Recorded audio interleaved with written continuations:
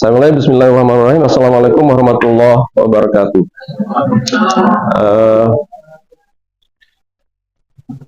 Materi ini biasa disampaikan di kalangan Bapak Ibu guru karena ini memang penguatan untuk kita sekalian. Kita mulai. Ini outline-nya. Ya, kalau tujuan sudah biasa, kompetensi guru ini yang perlu kita perhatikan. Kemudian nanti tupoksi, kemudian model-model pembelajaran. Bapak Ibu, saya kira sudah banyak bisa dibuka di mana-mana itu. Cuma kita bisa nggak mempraktekannya? Sanggup nggak kita mempraktekannya? Makanya disesuaikan dengan materi-materi kita. Apa kondisi PBM kita?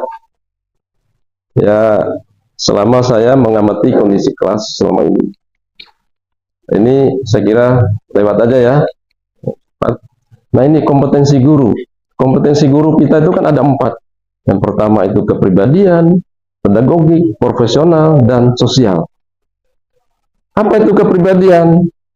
Ya, kita menghadiri acara-acara kegiatan keagamaan di sekolah.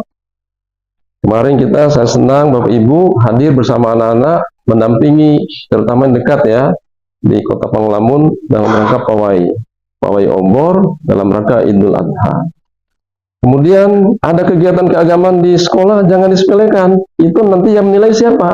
Yang menilai itu siswa 500-an itu, kita itu. Makanya Bapak Ibu, kita ini punya panggung, punya pentas. Tidak perlu dicari dan tidak perlu bayar panggung kita itu. Sudah sekolah ini panggung kita. Walaupun tidak disebut artis ya. Tapi kita ini panggung kita di sini. Coba bayangkan Bapak Ibu, tokoh-tokoh nasional, politisi yang hebat, dia kenapa bikin partai baru? Karena nggak punya panggung di partai itu. Dia punya kemampuan tapi nggak bisa tampil. Hanya bikinlah partai baru. Nah sekarang kita ini punya. Ya, pentas kita tuh ada, ruangan kita tuh ada. Dan panduan-panduan untuk menampilkan di panggung itu sudah ada semua. Nah itulah tadi, ada kepribadian kita seperti apa, kepribadiannya, pakaiannya, ya kan?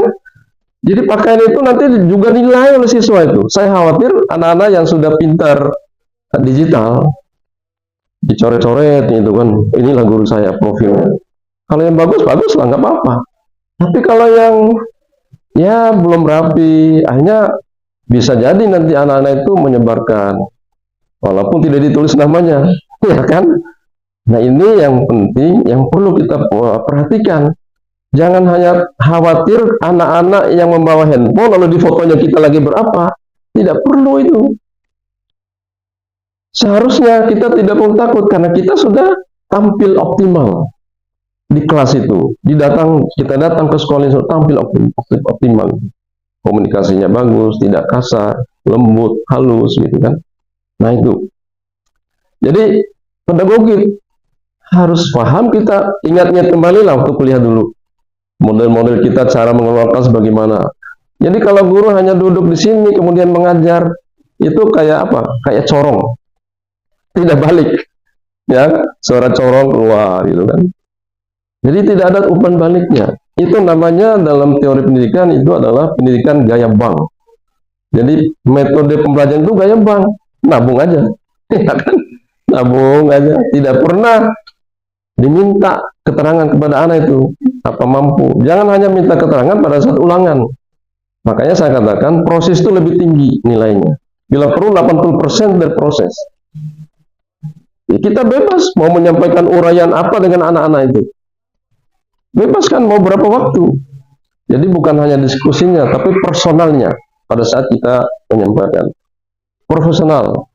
Jadi kuasai materinya.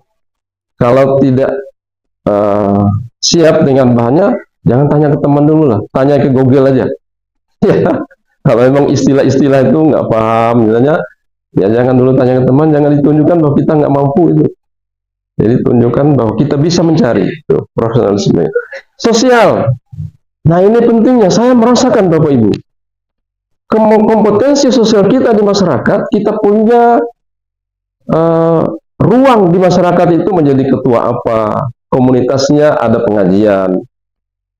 Yang dicarikan bukan orang per orang. Yang dicari adalah siapa komunitasnya di situ, siapa ketuanya. Hadirlah kita di sana. Itu adalah apa? Penyangga sekolah, Bapak Ibu.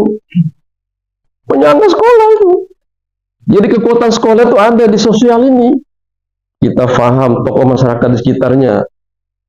Kita nggak kenal di sekitar sini, gimana nanti yang melindungi sekolah kita? Tidak ada yang menginformasikan, oh di pojok sana ada api itu. Ya, karena kita nggak kenal, nggak paham, dan tidak pernah melibatkan, tidak pernah tahu dengan kita, maka sekolah tidak ada penyangga di sekitarnya. Itu pentingnya. Ketua RT, aktif di RT, itu sangat penting. Jadi ini kekuatan kita, Bapak Ibu sekalian. Aktif saja di organisasi itu, silakan. Itu hal-hal yang harusnya biasa kita lakukan. Nah ini apa tupoksi guru? Ini adalah menyusun program pembelajaran. Perencanaan itu adalah 80% keberhasilan seseorang. Perencanaannya bagus. Kalau nggak ada perencanaan, berarti kita sudah gagal 80% dari PBM. Ya memang sekarang kan ada modul, tinggal diambil sebenarnya di PMM itu. Nah, kita modifikasi lah sesuai dengan kondisi kita. Jangan juga diambil full, ya kan? Jangan juga diambil full. Jadi dicek satu-satu, kan bisa kita edit itu. Nah inilah Bapak Ibu sekalian tugas kita itu. Jadi menyusun program pembelajaran di awal tahun ajaran. Itu sudah biasa lah. Kemudian melaksanakan proses belajar mengajar. Nah, ini kondisinya saya sambil sampaikan, tapi nanti kan ada gimana kondisi kita berdasarkan data yang kita ikuti di dalam kegiatan PBM itu. Kemudian melaksanakan penilaian atau asesmen. Nah, asesmen ini kan bisa yang namanya, ya seharusnya dicatat Bapak Ibu. Kalau perilaku anak itu kan ada yang tidur di pojok, ya kan? Gimana itu membangunkan suasananya? Jangan dibiarkan. Nanti akhirnya, oh saya juga tidur nggak apa-apa katanya. Jadi ini melemahkan kelas. Itu kan penting. Jadi saya juga senang Bapak Ibu guru-guru hebat ini sebenarnya. Nah berikutnya kegiatan ekskul itu harus kita, kalau memang kita pembina, susun pengurusnya. Harus ada pengurusnya tuh, bikin perencanaan programnya. Terus kapan dilaksanakan, berapa jumlah orangnya, di mana tempat pelaksanaannya. Jadi runtun gitu. Makanya ini saya juga mohon ini kepada kita wali kelas, BK, kalau memproses anak-anak jangan langsung kamu salah. Nah itu enggak. Diproses seperti pertanyaan wartawan itu Bapak Ibu. Jadi apa kegiatan kamu, dengan siapa kamu, di mana kamu ini itu. Jadi diproses sehingga nanti ketemu, tidak akan bisa dibohongi itu. Nah itu ujungnya, proses bertanya kepada anak-anak. Nah kemudian ini melaksanakan pengembangan keprofesian berkelanjutan. Aktif kita di kegiatan komunitas kita. Katanya di sini ada kombesnya, komunitas belajarnya. Ya, kan sudah punya.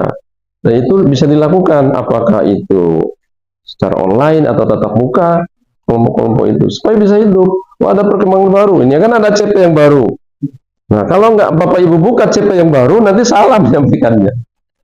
Itu hal-hal yang terbaru itu ada di komunitas. Jangan hanya di WA terus, tapi ada kumpul lah. Itu pentingnya. Kemudian melaksanakan tugas tambahan lain yang ada di sekolah. Nah itu Bapak Ibu sekalian. Kemudian apa modelnya? Kalau kita nggak punya model pembelajaran, ceramah melulu, aduh, nggak maju-maju sekolah kita Bapak Ibu. Ya ceramah penting, kan membuka kan. Ya, tetapi itu bukan lagi model. Ya itu konvensional. Jadi kita perlu ini. Ini contoh non contoh. Nah ini misalnya saya contohkan. Contohnya Ka'bah sekarang kan masih suasana haji ya.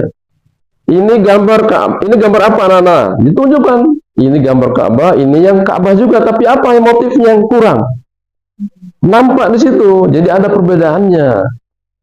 Ini tempat yang wukuf. Ini juga tempat seperti orang wukuf, mungkin di lapangan. Jadi contoh dan bukan contoh. Nah seperti itu. Ini zakat fitrah, ini zakat harta. Zakat juga namanya. Ditunjukkan gambarnya itu. Semua kita bisa ditunjukkan gambarnya. Nah itu caranya supaya kita paham, oh iya ya, supaya apa? Unsur ketelitiannya. Apalagi Pak Fendi orang TIK ya, apa ini editan atau asli? Gambar sama, ya kan? Gambar sama, tapi dilihat keasliannya itu yang mana? Kayak uang lah, ada yang palsu, ada yang nggak palsu. Itu bisa dilihat. Jadi sama kemarin, nah ini contoh ya. Pada saat saya ke Vista, Pak, ada orang, 3 orang datang ke situ membawa kupon gambar gubernur, wakil gubernur.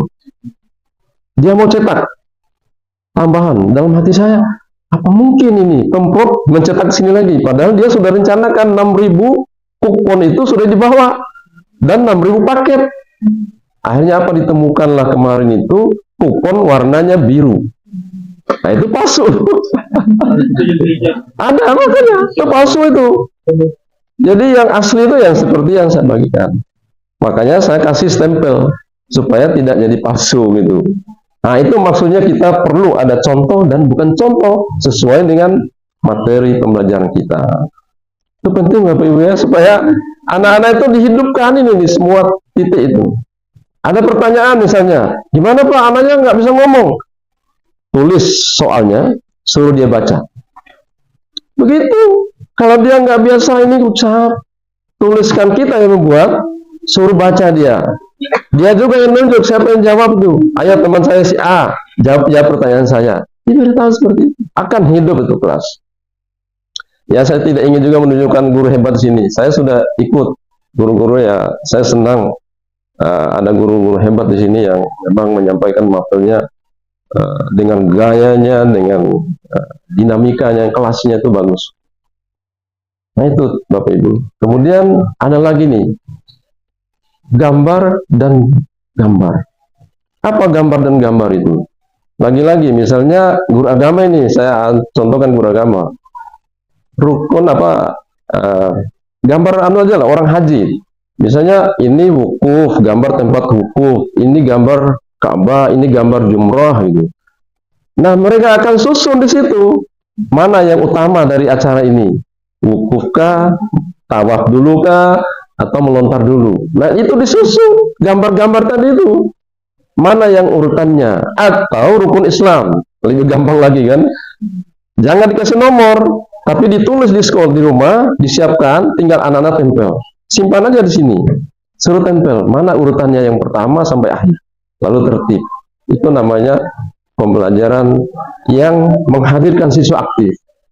Insya Allah kita itu menghidupkan suasana kelas dengan sangat dinamis. Nah ini kondisi PBM kita.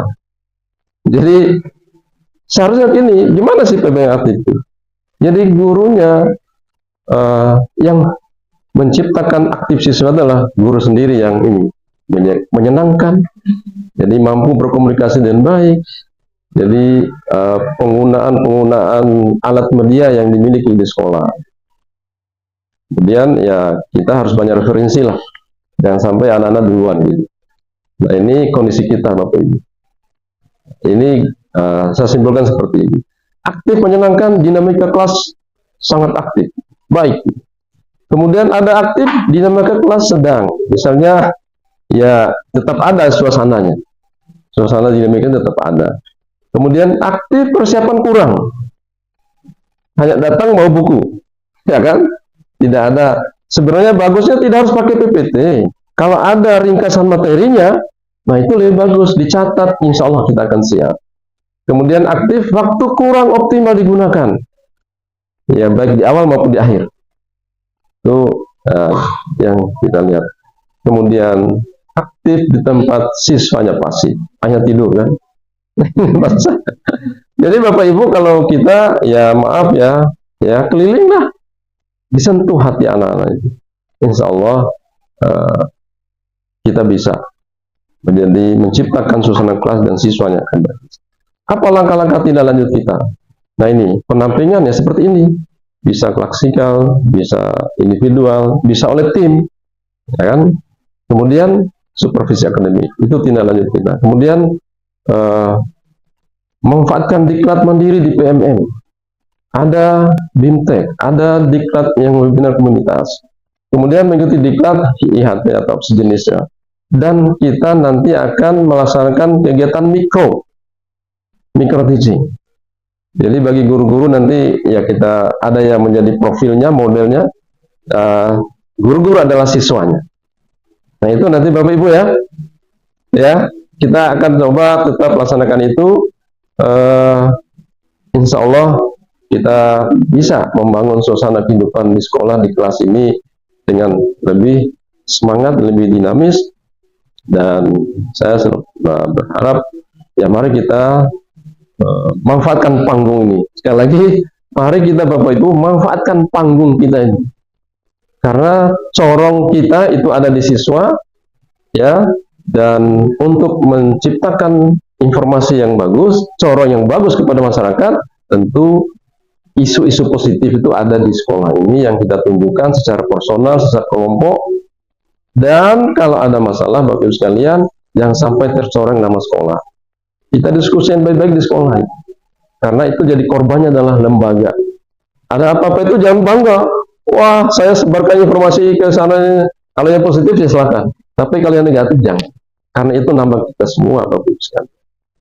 Jadi kemudian saya selalu ingatkan bahwa kita ini titipan negara yang harus mengamankan kondisi lingkungan hidup kita.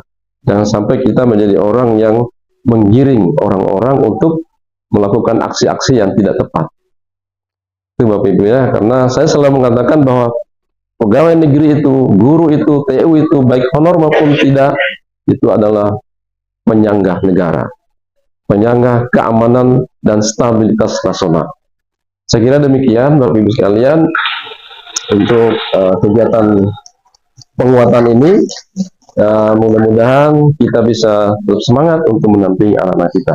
Kira demikian, kita lanjutkan dengan kegiatan laporan kelas, nanti akan dipandu oleh kurikulum. Billahi taufiq wal hidayah. Assalamualaikum warahmatullahi wabarakatuh. Baik, assalamualaikum warahmatullahi wabarakatuh. Alhamdulillahirrahmanirrahim. Setelah menerima materi tadi terkait persiapan pembelajaran kita, kondisi pembelajaran kita di sekolah, saya mendapatkan hal yang baik, terutama model-model pembelajaran yang harusnya memang kita terapkan di kelas kita, terutama kita sebagai seorang guru, yang harapannya model-model itu bisa berpihak kepada murid, membuat pembelajaran yang menyenangkan dan membuat murid merasa nyaman belajar dengan kita. Itu mungkin yang bisa saya sampaikan. Terima kasih. Assalamualaikum warahmatullahi wabarakatuh. Assalamualaikum warahmatullahi wabarakatuh. Feedback yang disampaikan oleh Bapak yaitu berkaitan dengan persiapan pembelajaran di semester depan dan berkaitan dengan model pembelajaran. Dan ini diharapkan dari persiapan model pembelajaran dan perangkat pembelajaran bisa meningkatkan kreatif dan inovatif dari siswa, dan bisa diharapkan bisa meningkatkan siswa yang menyenangkan. Sekian yang bisa saya sampaikan. Wassalamualaikum warahmatullahi wabarakatuh. Terima kasih tanggapan saya tentang